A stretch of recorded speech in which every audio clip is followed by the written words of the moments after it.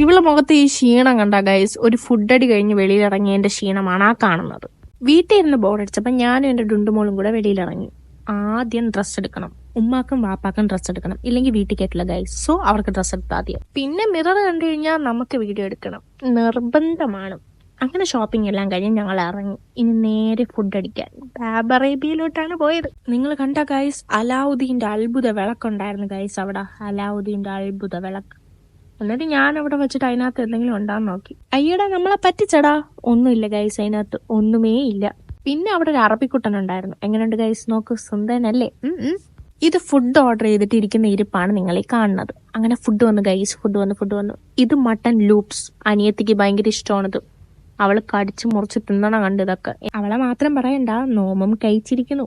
അങ്ങനെ എനിക്ക് ഇഷ്ടപ്പെട്ട ഫ്രൈഡ് റൈസും കഴിച്ച്. അത് കഴിഞ്ഞിട്ട് ഇതെല്ലാം തീർക്കണമല്ലോ. സോ ഞാൻ അതിൽ കൈവച്ച് ഗൈസ്.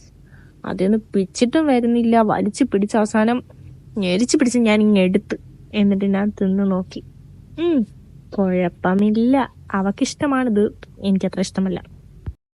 അങ്ങനെ വീണ്ടും ഒരു മിറർ വീഡിയോയിൽ അവസാനിപ്പിച്ചിട്ട് ഞങ്ങൾ അവിടെ നിന്ന് ഇറങ്ങി. ഈ യുദ്ധം തീർന്നു. അപ്പം ഇന്ന് എത്രയേ ഉള്ളൂ. ടാറ്റാ.